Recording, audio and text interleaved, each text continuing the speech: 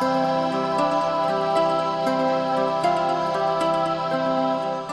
I want to talk today about a price that was paid. Now, it's Veterans Day weekend. We celebrate Veterans Day. We observe Veterans Day tomorrow. Some people are out of school. Sometimes, some counties have it, some don't.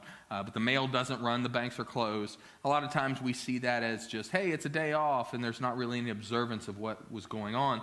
But we have some veterans in our family, World War II veterans, Korean veterans. Actually, Lindsay has both her grandparents and her stepfather's father served in the military. Both of my grandfathers also served in the military. In fact, I've got some pictures here. There's three of Lindsay's grandparents. If we can get the picture up. Hey, sorry, there we go. We have some grandparents here. These are Lindsay's grandparents, and then mine is the smaller one there is my mom's father. And then there's one other veteran, my grandfather.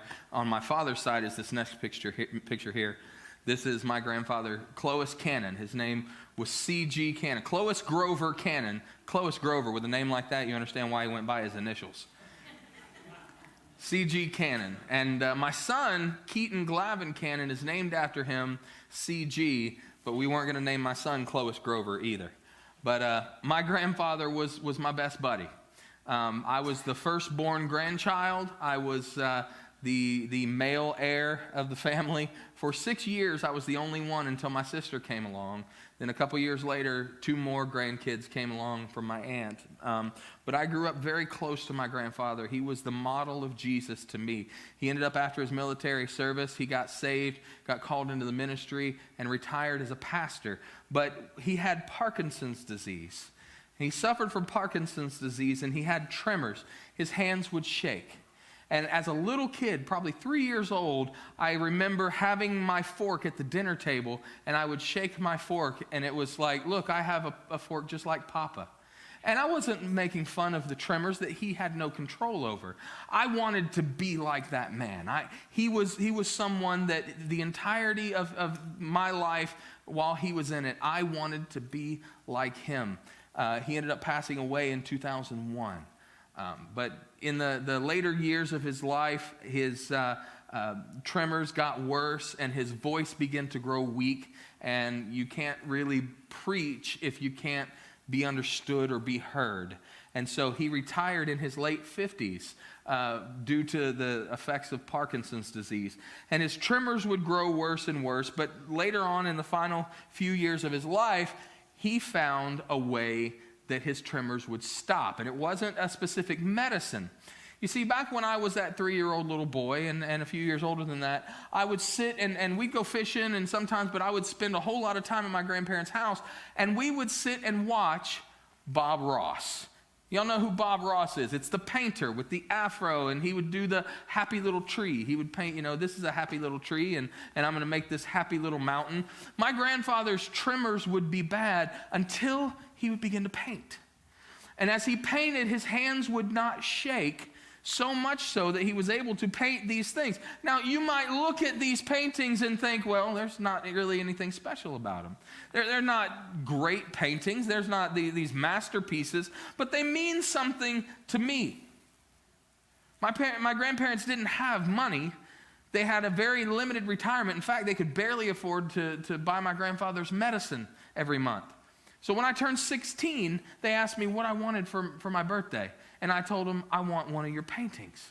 And so he painted this one specifically for me for my 16th birthday. And it's got a log cabin, and it's got, some other little things on there, a little bridge. And it was me. It meant something special to me. In 2001, when he passed away, there was kind of a rush for the family to get all of these paintings, and everybody was trying to claim one. I had already had about 6 or 7 of them at that time, and everybody wanted some because they wanted something to remember him by, and I ended up with probably a couple of more at that point. I have maybe close to 10 of them now. They mean something special to me because of what it stands for, because it was my grandfather. If I were to put these up for sale at a yard sale, they would go for $1, and that's just somebody who wants the frame. Nobody's going to want to pay money for that painting. I'll give the frame away to somebody, but I'm never going to give away these paintings. There's no amount of money that someone could give me for these paintings, because I want you to realize this, and if you're taking notes, I want you to write this down. The value of something is what somebody is willing to pay. The value of something is whatever someone's willing to pay. Your car, you may drive a nice car and it be worth a lot of money, but if nobody wants to give you anything for it, it's not worth that. So what am I worth as a human being? What are you worth? What is your value? And if you look at it from the world's perspective, value is placed on what you have to offer somebody else, what you have to offer the world. Maybe it's education. Do you have a high school diploma? All right, then you're valued a little bit more in the eyes of the world. What about a college degree? Okay, then you're valued a little bit more. What about a master's degree? What about a doctorate? All of these things increase your value in the eyes of the world. Maybe college wasn't for you, and you think, well, are you saying that if I don't have a college degree, I'm worthless? Absolutely not. Maybe you're specifically skilled in a certain area, and people call on you to accomplish things that they can't do on their own. You might be a contractor, an electrician, a plumber, a mechanic, all of these things. And the better you are at them, the more your value is in the eyes of the world. Maybe you're so good at it that you've earned an award of some sort. Or maybe you're good at sales, and you've gotten Salesman of the Year, and you are extremely valuable to your company because of how good you are at selling.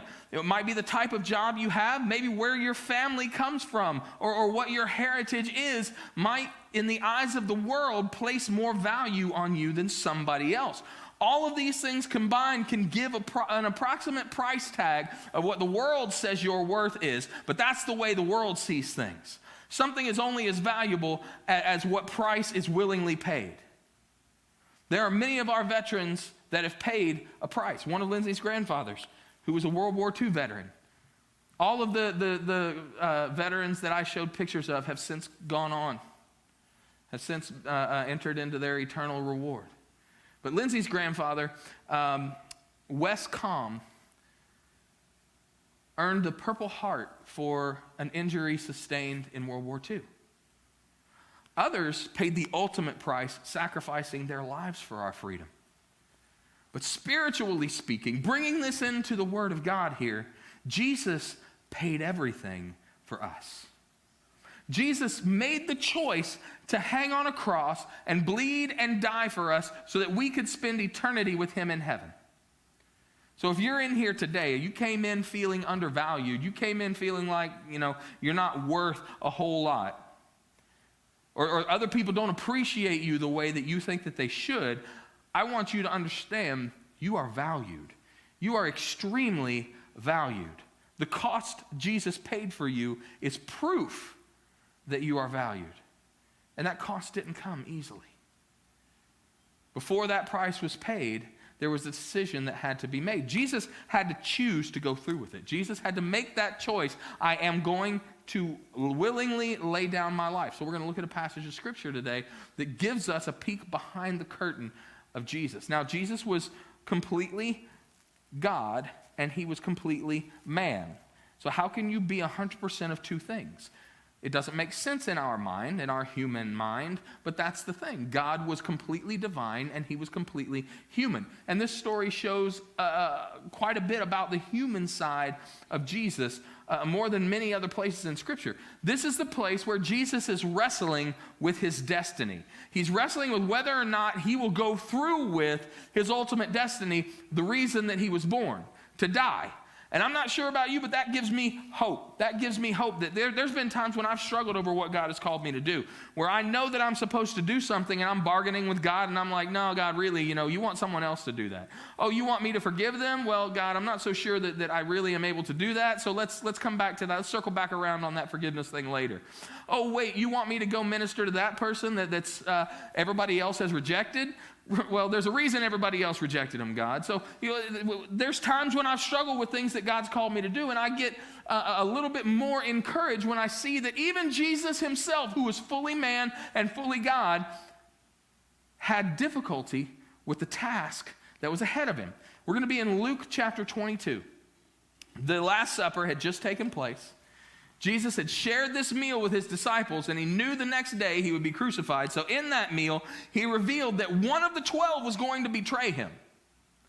And so it was a tough night that Jesus was about to face. This was called the Last Supper. It was the last opportunity that Jesus would spend with his disciples. Only a matter of hours later, one of them would sell him out. So after the meal was over, Jesus and some of his disciples went to the Garden of Gethsemane, where they had been going frequently. Verse 39 of chapter 22. Coming out, he went to the Mount of Olives as he was accustomed, and his disciples also followed him. When he came to the place, he said to them, "Pray that you may not enter into temptation." And he was withdrawn from them about a stone's throw, and he knelt down and prayed. So Jesus goes into this garden. He leaves his disciples behind, so he goes in and he's alone, and he knelt down and prayed. Now, that's not strange to us. When we think about praying, there's times when we can go and get down on our knees and pray. However, that was not the culturally normal way to pray back then. The way that they would pray is they would stand with their face toward heaven, eyes open, arms outstretched. This is how the posture that they would pray to God. We don't see it that way. That's not how we pray a lot of times. It's not uncommon for us to think of positioning ourselves on our knees, on our face, knelt down before God. But Jesus placed himself in that submissive posture, willing to lay down before his Father in a manner that was different from what everybody else would do. Is that what our prayer posture looks like? I'm not talking about physically. I'm talking about the way Jesus was in his heart. Not the kneeling. You can pray anywhere that you want, any way that you want. I'll tell you, one of the most effective ways that I pray is not with my hands outstretched like this. It's not with my hands on the ground in front of me. One of the most effective ways that I pray is with my hands gripped on the steering wheel in the car, because it's just me and God. Now, yes, sometimes I'm praying that the other person drives better. Sometimes I'm praying that God will write on my tongue so I don't say something and lose my salvation or be a bad witness. There's times when that's what my prayer is, but there are times every morning when I leave home and I'm coming here, that's part of the time when I have my devotional. I'm listening to the Bible that plays on my phone, so I get my daily Bible that way, and then I have an opportunity to be with God, and if there's something that he speaks to me during those moments, I'm able to just communicate with him. Nobody else is in the car with me. I don't have to worry about what my kids are going to distract me, no, just me and God. So when I'm in my car, that is a moment where I am able to humble myself to be alone with God. Not sitting, not standing with my hands raised, not with my hands folded like, the old man. We have a picture at our house where there's an old man sitting at the table with his hands folded, praying over a meal. Many of you have seen the pictures like that. Our prayer posture is our humility coming to the Father. The submission of our will to the will of the Father. Are we coming to God with humility, or are we coming to God hoping that he'll confirm what we really want? Are we praying, God, your will be done, or are we praying, God, I really, really, really, really, really want this, so I'm going to pray for this, and then at the end I'm just going to tag on, oh, but not my will, your will. Jesus came submitting to God that God is in control. Jesus, who was fully divine, who had the power to call down thousands of angels to rescue him off the cross. In this moment, he's praying and he's calling out on God in an act of humility. And he calls, verse 42, he calls on his name. He says, Father. Father. Now, there are a number of different names of God. On Wednesday nights in the bridge class, we talk about the names of God. That's the study that we're going through right now. One of them that we talked about a few weeks ago is Abba, which means father, it means daddy. A-B is father. Abba is like more intimate. It's daddy. And that's the name that Jesus uses in this moment. He doesn't use Elohim, God, creator God. He doesn't use Yahweh Yireh, Jehovah Jireh, God the provider. He uses Abba, Father, Daddy. That's the name that he chose to call him. Now, I don't know about you, but when there's someone who I can talk to that can change my situation substantially, I have a tendency to kind of talk to them a certain way. A few years ago, Lindsay and I were on a cruise, and we went to Cozumel. And I was told by the people of the cruise line, when you get to Cozumel, don't rent a scooter. Don't rent, one of those riding on scooters where, Lindsay was riding on the back with me, because you have to give your ship card. Your ship card is what gets you back on the ship so you can actually come home as collateral.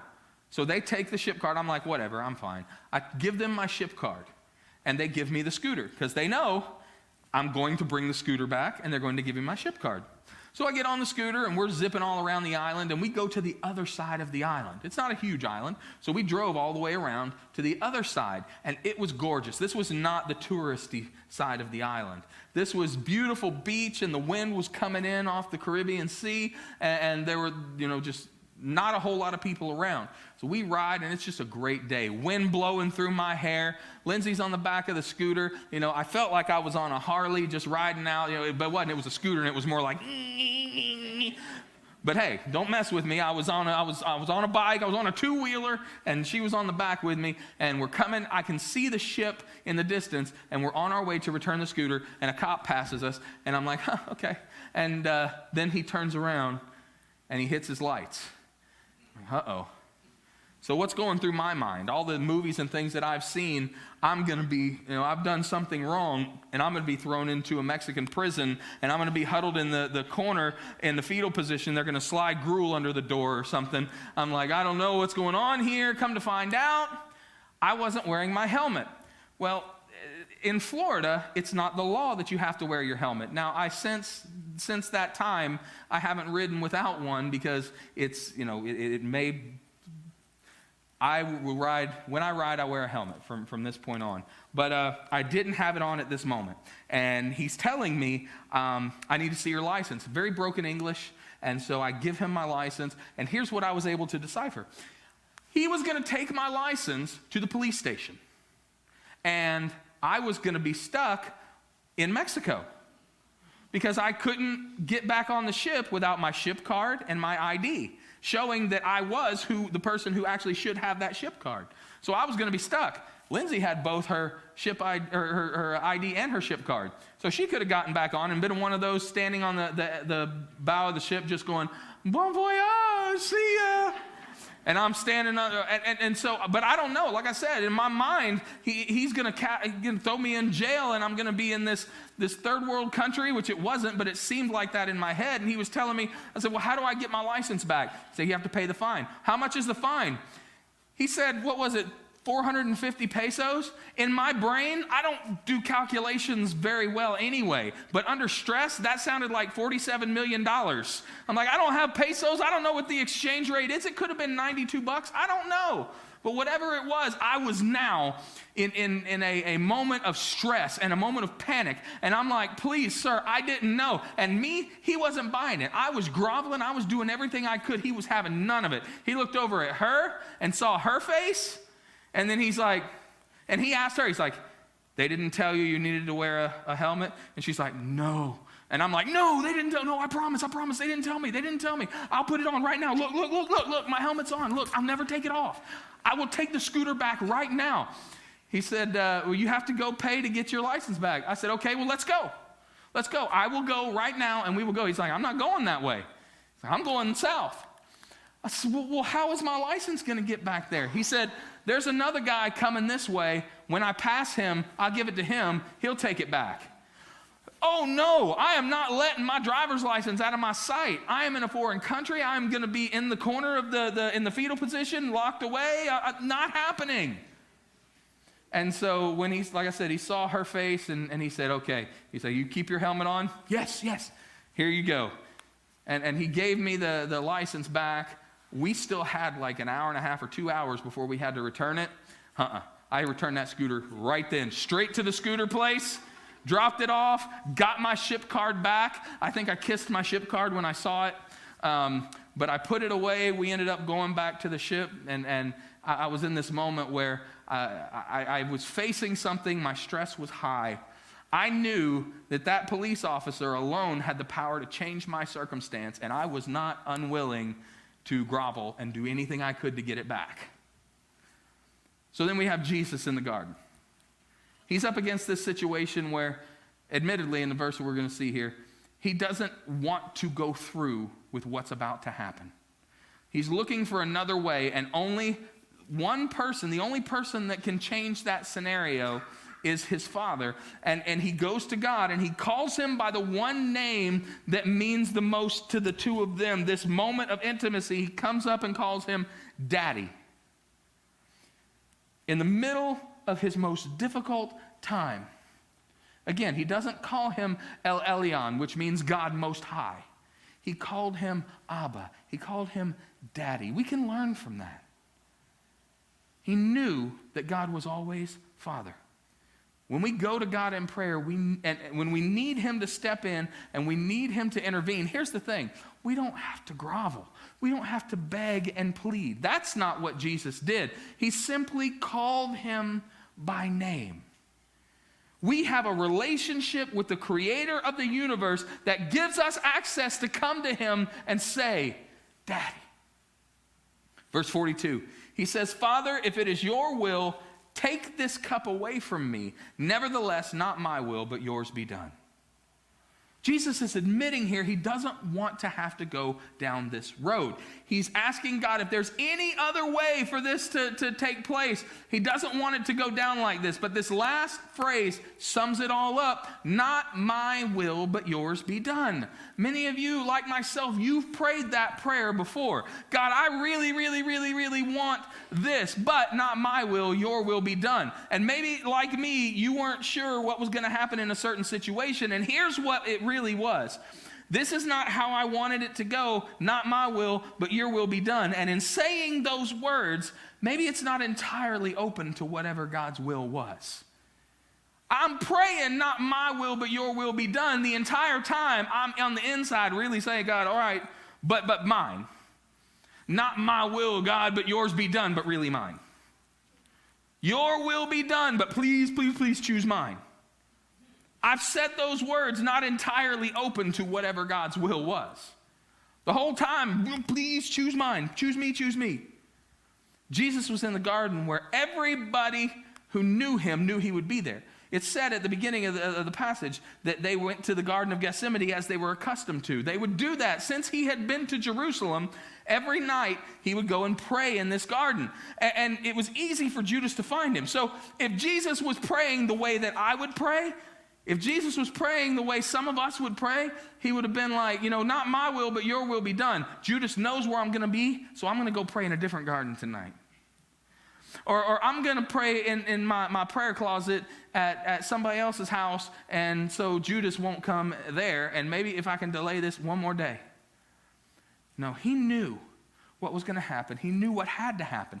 So he went to the place that the only way that it would have not transpired in this way would have been if God himself had changed the circumstance. He didn't pray for God's will and then set things up for his will. He didn't pray, God, take this cup from me, but I'm going to go hide. We can put ourselves in a situation and we can say, not my will, but yours, to the point where God's will is going to happen no matter what. That's what Jesus did. Verse 43, then an angel appeared to him from heaven, strengthening him, and being in agony, he prayed more earnestly. Then his sweat became like great drops of blood falling down to the ground. He was in such great agony that he began to sweat blood. This is actually a medical condition. Luke, the author of this book, was a physician. So when he says that, it wasn't like his sweat drops were so big that it kind of looked like it might have been blood. No, Luke knew what was going on here. And if he said Jesus was sweating blood, he would know. Now, we can look back, and there is a medical condition that Jesus was experiencing in that moment. The actual physical condition that manifests itself like this is called hematidrosis. And I don't know if I got that right, but based on how it looks like it's pronounced, hematidrosis is a condition where blood flows out of your pores and it's associated with a high degree of psychological distress. What happens is anxiety causes a chemical release in your body, and that chemical begins to break down the capillaries near the surface of your skin, near your sweat glands. And as a result, blood will leak out through your pores, and it will appear as if you are sweating blood, because you literally are. Blood is coming out of your pores. It's an actual medical condition where someone can be in so much agony that they begin to sweat blood. There's been a ton of research done on stress and what it does to the body. Years ago, there was a research thing that was done, a study that was done on involving chimpanzees. What they would do is they would take the chimp and they would strap it to a chair with his feet on an electric plate, on a metal plate with electricity hooked up to it. The light would come on, and a few seconds later, an electrical charge would hit that plate, and it would shock the chimp's feet. There was a lever inside. So the chimp would, when they see that light, they know they have a few seconds. They would figure it out. If I pull that lever, then the electricity doesn't happen. The light would come on. They would pull the lever. No electrical charge. Okay. Then what they would do is they would put a second chimp in a cage right next to him. Same setup, same strap, except he didn't have a lever. So the light would come on in this chimp's cage, he would pull the lever, and it would not go off. The light would go off over here, and this chimp would get a shock, but there was no lever. So it didn't take long for this chimp to figure out, if I pull my lever again, he doesn't get shocked. So what they would do is the light would come on, he'd pull the lever, no shock for me. The light would come on in the next cage, the first chimp would pull the lever, no shock for that chimp either. And after the test, they gave these chimps a physical. They took these chimpanzees and gave them a physical, and they found that the second chimp was fine. But the first one, who had all the control over whether or not that second chimp would receive an electric shock, his stomach was full of ulcers. They determined that responsibility for someone else's well-being is a huge stress factor. Hey, parents, you didn't need them to do $1 million research grant to be able to discover that, right? If you're a parent or a leader of any kind, you understand when you're responsible for someone else's well-being, the stress level increases. I'll never forget my first trip that I took with my last youth group. So I had at this point been a youth pastor for 7 years. So as far as youth ministry goes, I was kind of a veteran in youth ministry. I had seen just about everything. I had experienced a lot, and I was a younger person, so I knew it all, which obviously I didn't, but I thought I did at the time. So we take this group to Rock the Universe, which is an event at Universal Studios in Orlando where there are Christian concerts and all the rides. And so we had about 45 students, had a bus load full of them. Took them up there, and they're having their good time. I made sure everybody was where they were supposed to be, and so we're just enjoying. My stress level always was elevated whenever I took the youth on a trip. But this particular one, my phone rang. Hello? Pastor Rodney. There's a middle school student. He has passed out. What happened? We don't know. He was just standing there, and all of a sudden he just passed out. So they've taken him to the first aid station. And so now I'm starting to really get worried because this is a pretty good kid. He hadn't given me any trouble prior to this. And here he passed out at Universal Studios. And, you know, it's middle school students, so there's always something that they're into. But like I said, this is a pretty good kid. Then my phone rings on the way to see him. Pastor Rodney. Yeah, what's up? It was another middle school kid on the other side of the park, somewhere else. And he said, we're at the first aid station over here. His face is gushing blood. Wait, what? It's not, no. This middle school student was over here. This middle school student was over here, completely separate. They were in their little groups, and their chaperones were who were getting a hold of me and telling me what was going on. So now my stress level is through the roof at this point. I knew that this is my first overnight trip with these kids. They're never going to let me take their kids anywhere again because, you know, I can just picture I'm getting fired because the first time I took their kids anywhere, I have 2 middle school students drop, and I'm going to get fired, and I'm going to have to go to an interview at another church, and they're saying, well, you weren't at your last church very long. Why did you leave there? I said, well, I killed 2 middle school students. And I know some people would be like, oh, middle school students, I understand.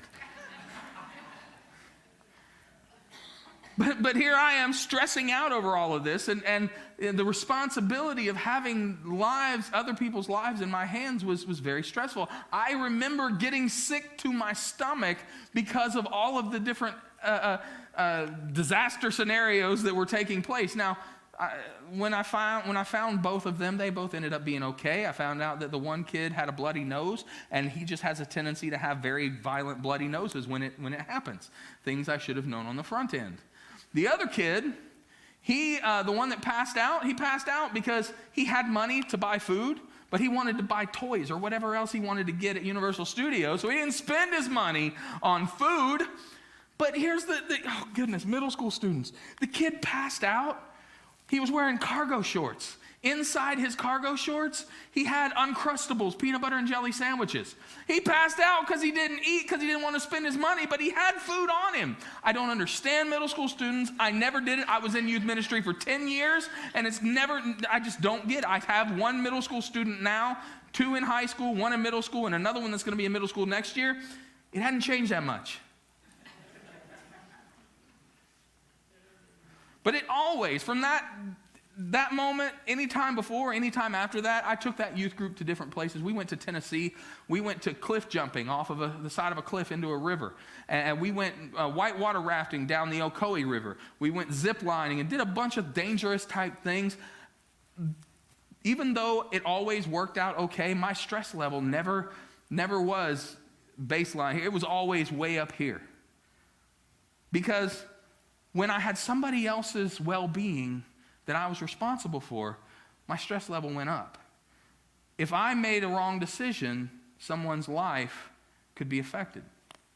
Now, let's get back to picturing Jesus.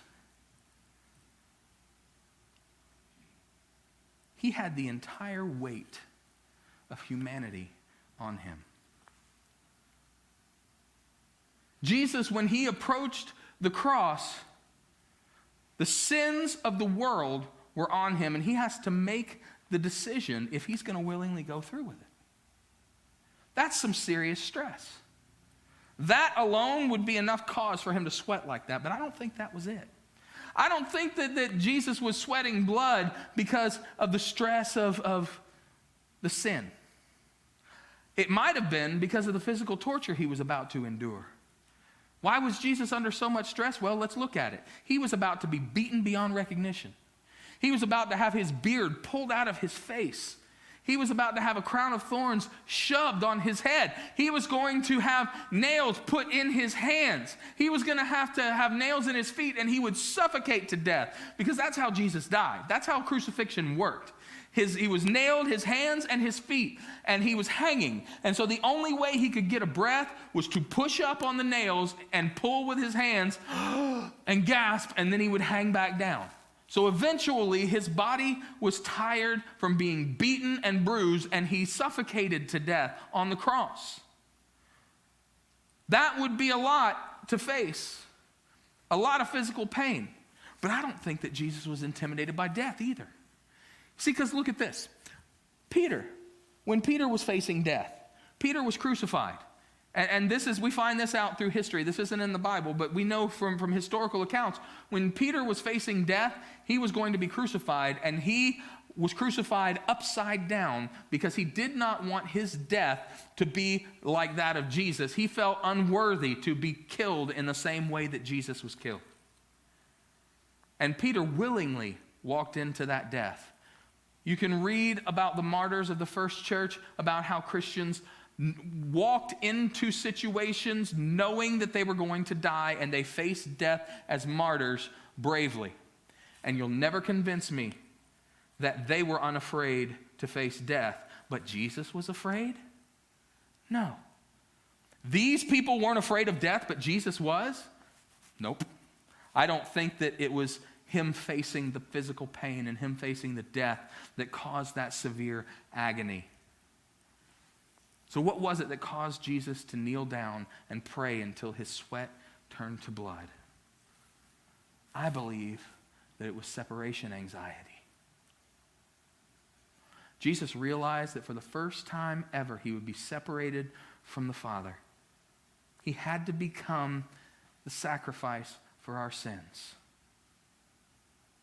When my oldest, Charlotte, was born, it was probably a few weeks after she was born that I wanted to get Lindsay out of the house. I wanted to take her out and have dinner, just the two of us. There was a restaurant at in our little town. It was probably 400 yards from our house. So my mother came over, and she stayed at the house with us, so we could go, stay at the house with the baby, so we could go over to this restaurant. And we weren't 400 yards away from our house, but Lindsay started, you could tell she was getting choked up. She wanted to be back at home. She wanted to be with the baby. There was some separation anxiety there. I got to be back home. I'm a new mommy. I never want to let that baby out of my sight. I just want to hold her all day, all night. That's what it was. Daryl, if you would come. While Jesus was on the cross, he took our sin on himself. It's sin that separates us from God. So for the first time ever, Jesus was facing a time when he would not have that connection with the Father. And this caused him to go to the garden and to fall down on his knees. It wasn't the pain that he was about to face. It wasn't the emotions that he was overcome with. It was the separation from God that was causing this anxiety. It was the separation from God that was causing him this agony. And we can see in Matthew 27, when he's on the cross, he screamed out. In fact, it even says the words in Aramaic. It says, Eli, Eli, lama sabachthani. The words of Jesus, it says, my God, why have you forsaken me? When Jesus was hanging on the cross, God could not look down and see him.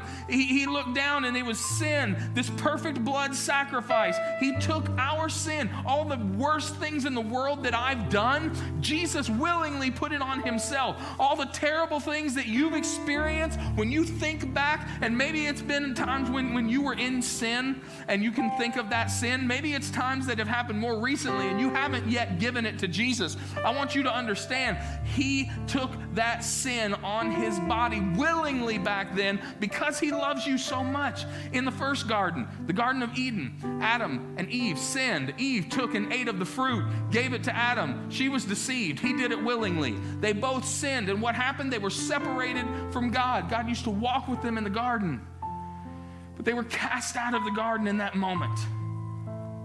So what had to happen? Thousands of years later, Jesus entered a different garden, and he made a decision in that garden, in that moment. I need to reconnect the people with God. There was a connection that was severed when sin entered the world. But Jesus reconnected it. See, when I was a kid, I would get in trouble from time to time. And, when it was a moment where it was something and my mom, she would grab a belt or whatever and she'd spank me, and I earned it. But then there were times when it was something that was so big that I'd get sent to my room. And mom would say, wait till dad gets home. And I knew it was going to be, no, mama, please spank me now. Spank me now. Please spank me now. I don't want to wait till daddy gets home. And so I would have to go in the bedroom, and I would sit there, and I would think. Now, let me tell you what I was not thinking. I was not sitting on my bed thinking of how what I had done will cause a separation between me and my parents, because it would be a strain on our relationship because of what I had done. No, I was thinking about that punishment. I was thinking about that leather belt with my dad's name on it. I was thinking he was going to spank me, and it was going to have D-O-R or R-O-D backwards on my backside because he was going to spank me with it. Because I was thinking about the punishment. Bringing it back to veterans, you've seen this in movies and situations. Right before someone is going into a no-win situation, they'll look over at a fellow soldier, they'll look over at a buddy, and they'll say, tell my family I love them.